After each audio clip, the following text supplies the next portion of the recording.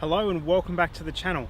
I'm really excited to bring you today's video because thanks to the team at Chatswood Nissan, I'm finally able to drive a car that I've admired for years, the 370Z. And not just that, it's the Nismo Edition. Powered by a 3.7 litre naturally aspirated V6, putting out 253 kilowatts and 371 newton meters of torque, the Nismo Edition 370Z enjoys a grand total of 8 kilowatts and 8 newton meters of torque above the regular 370Z. Like the regular 370Z, it's mated to either a 6-speed manual transmission or a 7-speed automatic. Power is then sent to the ground via the rear wheels.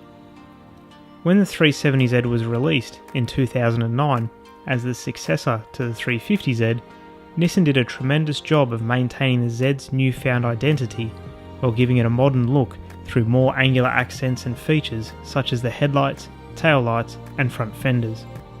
The interior of the 370Z Nismo Edition is a special place to be. The Recaro seats not only look amazing, but are extremely supportive as well. The steering wheel has been adorned in a mix of leather and Alcantara, as well as featuring a red leather 12 o'clock marker, which does add to the car's sporty feel. An oversized tachometer takes pride of place in the gauge cluster, which is extremely clear and easy to read. It would be nice to have a digital speedo in addition to the analog one, as it can be a bit tricky to read at times. The most curious part of the cluster has to be the fuel gauge. Rather than being a normal needle style gauge, it's a series of dots. How much fuel do you have? Many dots or few dots? Who knows? Whilst it's a small car, there are plenty of storage spaces available to you, and it even comes with RCA jacks in the centre console. I have to say that's the first time I've ever seen that in a car. The boot is actually quite shallow, and whilst it did fit all my camera gear for this video, I wouldn't say it was overly spacious. So I was nervous that maybe I'd built this car up to be more than it really is. You know what they say, never meet your heroes because you'll just be disappointed. However, now's the time to take the 370Z Nismo Edition out on the road and see what it's like to drive. Straight away, getting behind the wheel of the 370Z, it feels familiar. Now, granted, I've got the MX-5 RF, so this is basically just its bigger brother, really. Sitting in these leather Recaro seats is so comfortable. I feel like they hug you, it doesn't matter what corner you go around, they're going to support you.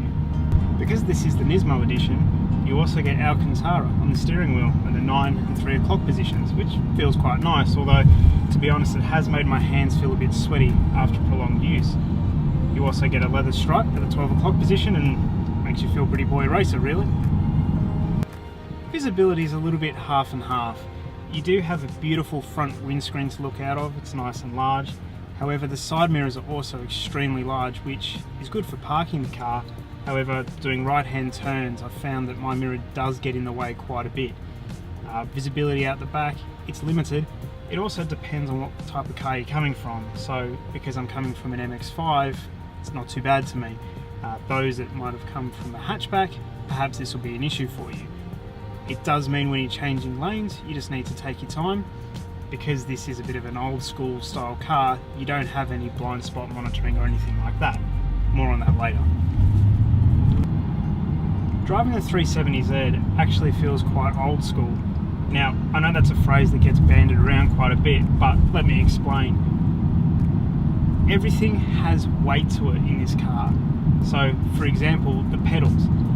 The accelerator has a little bit of weight behind it. Not to say that it's not responsive, but you just have to put a little bit of force into it. The clutch is nice and heavy.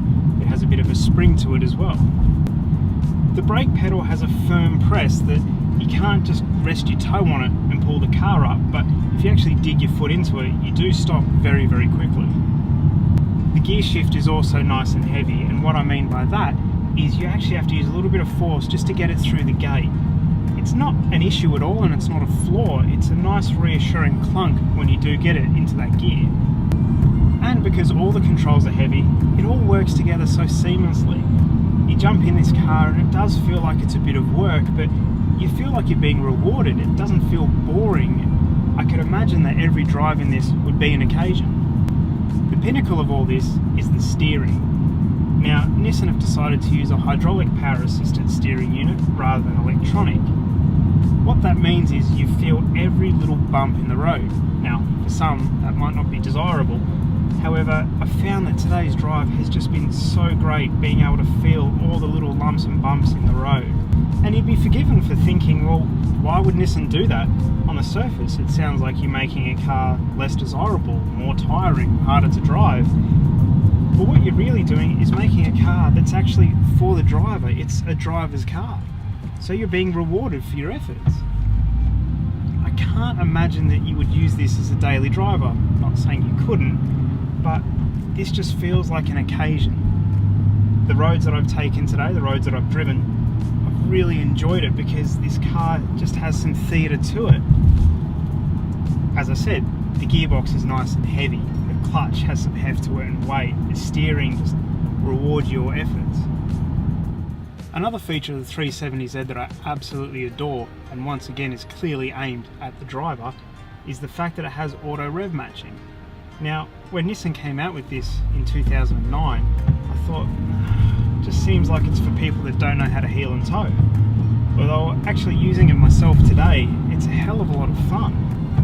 What that means is, for example, if you're in 4th gear and you want to drop it down to 3rd, rather than having to rev match yourself to get it just right, you just dump it into 3rd. It figures it out for you. And it works every single time, which means you end up just driving along, changing gear for no reason, just because it sounds brilliant. Of course, it can't all be smooth sailing, and there were a few things that I didn't quite like about the 370Z.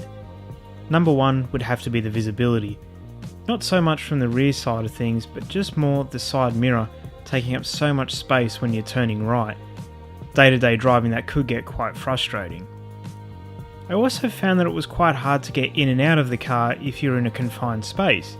If you happen to be in an open car park, then it was no problem, but the side sill was actually quite large, and then when you consider the bolstering of the seats, it was a bit of an effort to get in and out. Also, I found that the exhaust was just too quiet.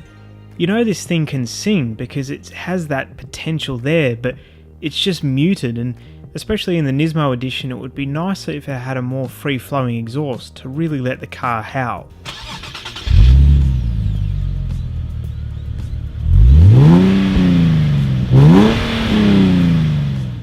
However, the three things that I love the most about driving the 370Z Nismo Edition, number one would have to be the driving feel.